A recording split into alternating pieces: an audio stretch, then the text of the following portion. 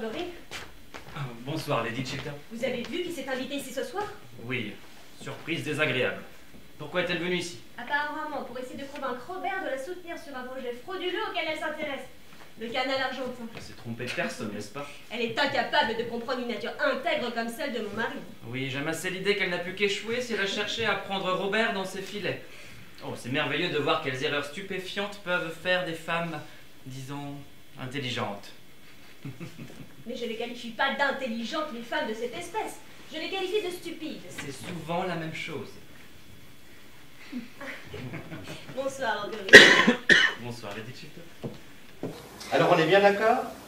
Mais pourquoi ta femme va penser que tu ne lui mens pas parce que ma mère a fait un malaise? Ben parce qu'à cause du malaise de ta mère, tu vas lui demander de partir à ta place à Londres. À Londres? Oui, London. Je devais aller à Londres. Oui, enfin non, mais c'est ce que j'ai dit à Sylvie. Alors c'est ce qu'il faut que tu lui dises. Bon, d'accord, supposons que je dois partir à Londres, mais pourquoi faire? Pour rencontrer un Danois. Un Danois? Mais quel Danois? Mais on s'en fout. Mais si on s'en fout, pourquoi spécialement un Danois à Londres? C'est parce que c'est ce que j'ai dit à Sylvie, mais t'es bouché ou quoi? Bon, mais tu diras ce que tu voudras, c'est quand même pas ordinaire, hein, un Danois à Londres. Comment tu as trouvé ça? Ben c'est à cause du chien.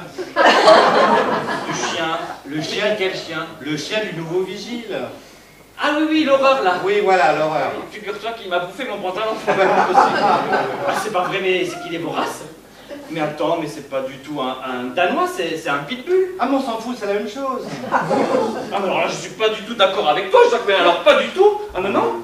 Un Danois, c'est un chien assez grand, tu vois, avec un pelage court, avec une tête, avec des bajoux qui bavent un peu comme ça, là. Alors que le pitbull, c'est un chien plus trapu, avec les pattes un peu torses, là. Qui marche un peu comme ça, là.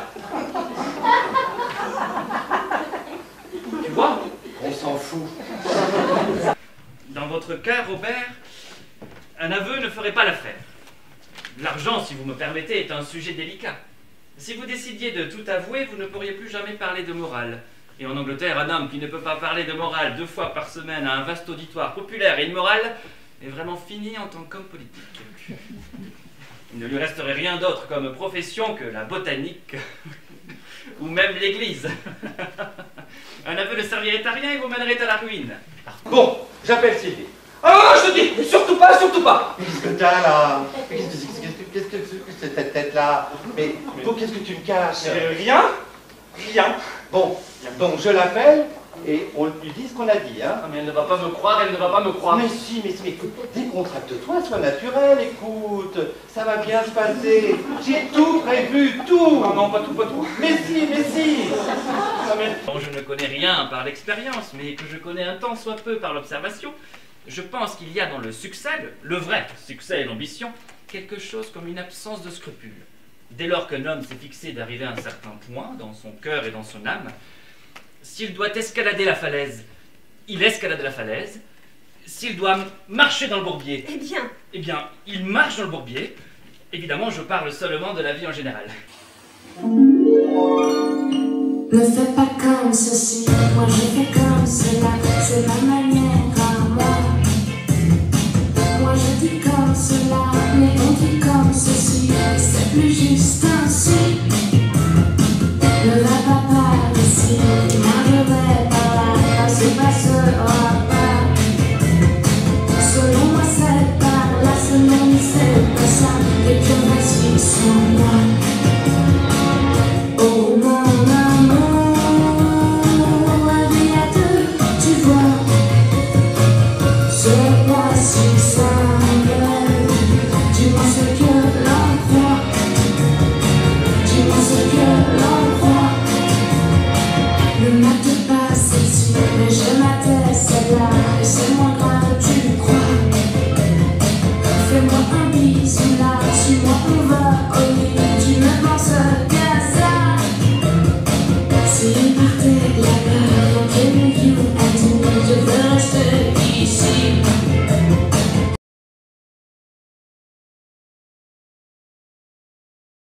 Bon, ben t'as raison, je vais l'appeler. Hein. Tu vas appeler le chien? Qu'est-ce que tu racontes? Je sais pas, regarde, il a l'air complètement hagard, là.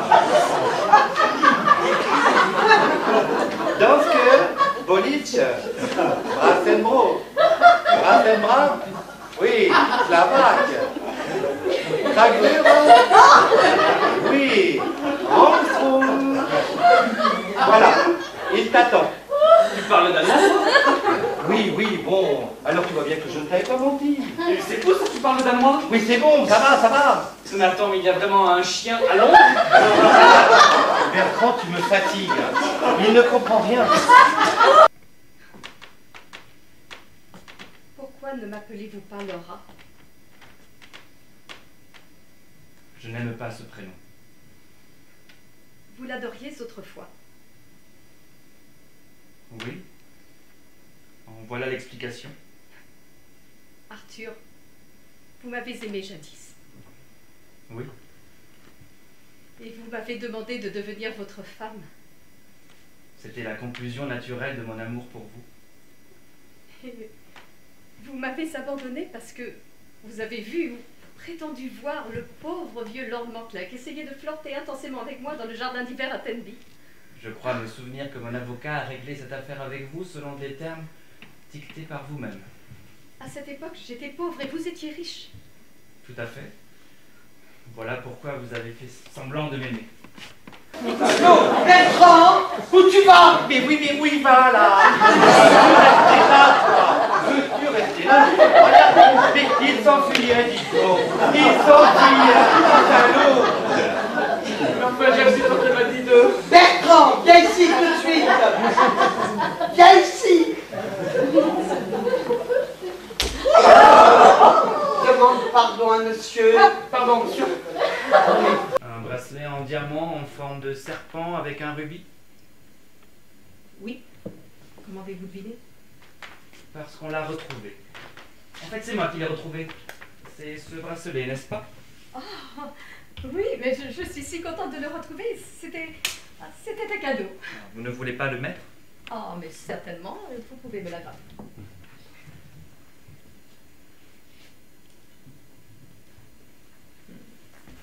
Oh, il est magnifique.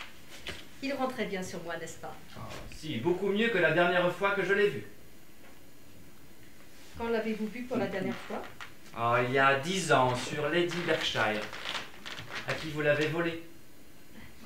Que voulez-vous dire? Je veux dire que vous avez volé cette carrure à ma cousine, Lady Berkshire, à qui je l'avais offerte pour son mariage. Les soupçons sont tombés sur une misérable domestique qui fut outrageusement renvoyée. J'ai reconnu ce bijou hier soir et j'ai décidé de ne rien dire avant d'avoir découvert la voleuse. À présent, j'ai découvert la voleuse et j'ai entendu son propre aveu. Ce n'est pas vrai. Vous savez que c'est vrai, car à ce moment précis, le mot voleuse est écrit sur votre visage. Je vais dire que je n'ai jamais vu cette misérable chose et qu'elle n'a jamais été en ma possession. L'inconvénient de voler une chose, Mrs. Chevley, c'est qu'on ne sait jamais à quel point cette chose que l'on vole est merveilleuse. Vous ne pouvez pas enlever ce bracelet, à moins que vous sachiez où se trouve la sécurité. Et je vois que vous ne savez pas où se trouve la sécurité, elle est si difficile à trouver. Vous êtes une brute, un lâche. Oh, n'employez pas de grands mots, il signifie si peu de choses. Qu'allez-vous faire? Je vais aller chercher la police. La police, mais pourquoi faire? Demain, les Berkshire vous assigneront en justice. C'est à cela que sert la police. Non, non, non, non, non, non. Ne faites pas ça. Ne faites pas ça. Je ferai tout ce que vous voudrez. Pour tout au monde, je ferai ce que vous voudrez. Donnez-moi la lettre de Robert Chilton. Non, arrêtez, arrêtez. Laissez-moi le temps de réfléchir. Donnez-moi la lettre de Robert Non, Chilton. je ne l'ai pas sur moi. Je vous la donnerai demain. Vous savez bien que vous mentez. Donnez-la moi immédiatement.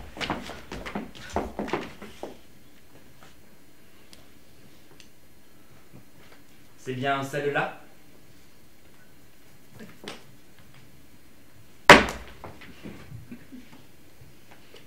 Pour une femme aussi bien habillée, Mrs. Chevley, vous avez des moments de bon sens admirables.